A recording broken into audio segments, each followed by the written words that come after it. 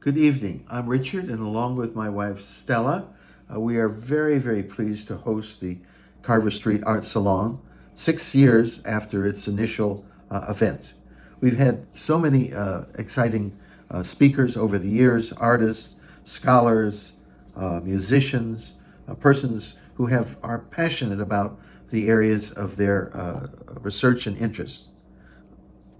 We've had, for example, events such as tea ceremony, Tibetan chanting, mythological aspects of Indian goddesses, and even during the period when we were, during the pandemic, when we were at home, we also hosted a webinar in collaboration with the University of Allahabad concerning the ancient Indian goddesses. Now, for the second time, we are very pleased to host Seema Kohli, one of the renowned artists from India, who will share with us her creative experiences during the time of isolation, including painting, video production, and poetry. So with that, let me give you Seema, who will take us through the evening.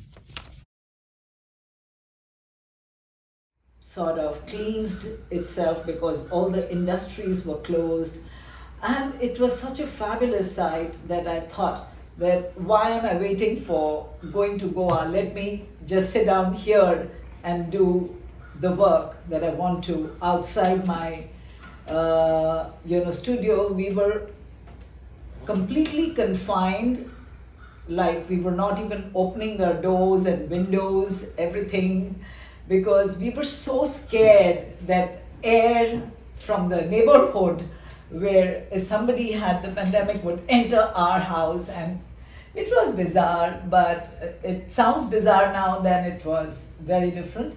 So I'll just share this video and then I will talk about the poetry that I wrote during that time. I'll share that and then maybe we can talk to each other. And also the works that came after that. Sure, I will share that.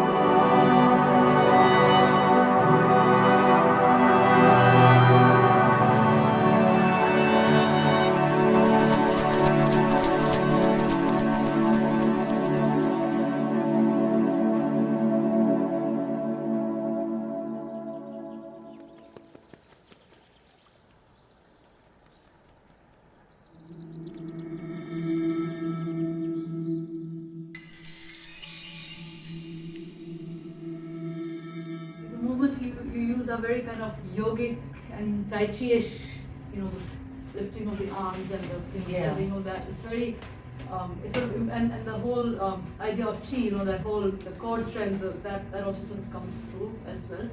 And another thing that I noticed was the difference between the forest and the studio movements. And I loved how you morphed the visual, the fading in and the out, and the overlapping, the multi-layered aspect of both of them actually.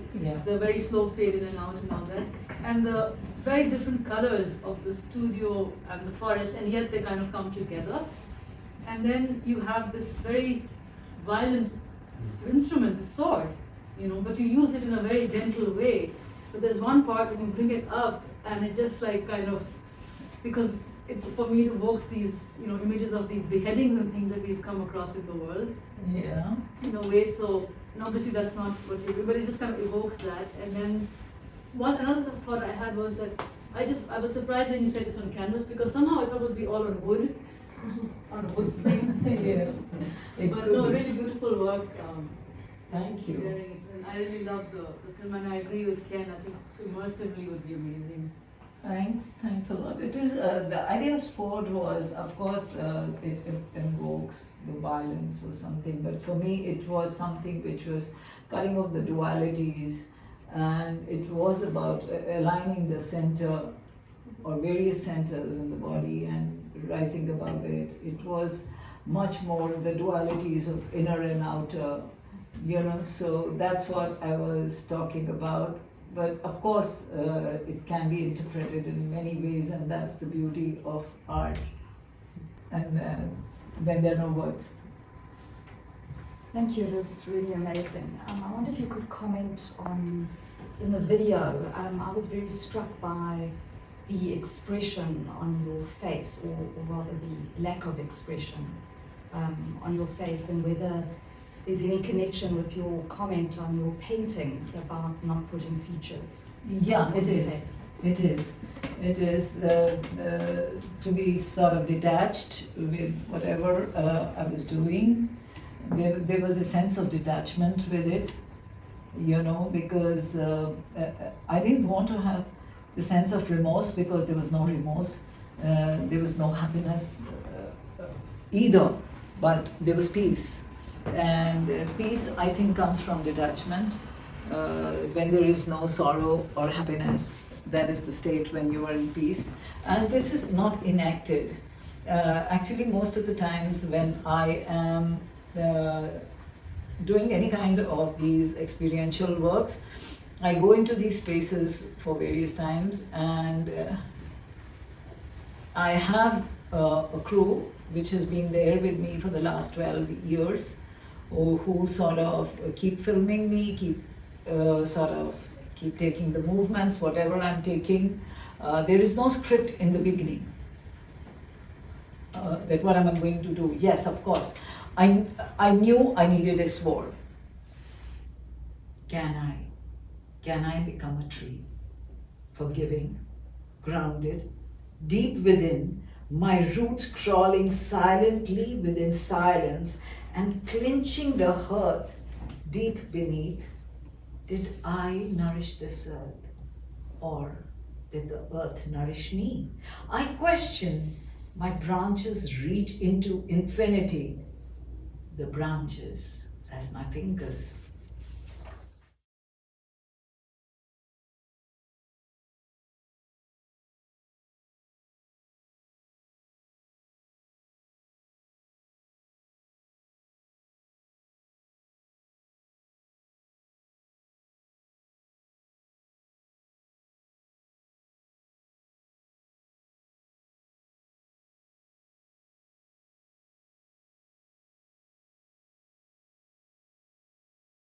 Thank you so much. Thank you, everyone. Thank you.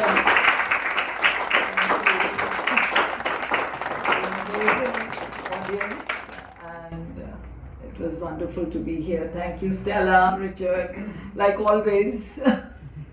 Well, Stella, you're the cook. You've made this. Yes, It's amazing. No. The biryani is both there, and there are some samosas, and I did the paneer. So I hope that is okay. And here, Kalpana brought also some lentils. Wow. So we have and Mingle, eat here, downstairs. yeah. There's a table, kitchen table. There's 4 places out on the deck. Water around, and hopefully you'll just meet some folks that you find of interest and you like to just chat with. Okay, so that's what the salon is all about. So the kitchen is this way. And wine is here. Wine is here. There'll be some pies afterwards. If you want to have dessert first.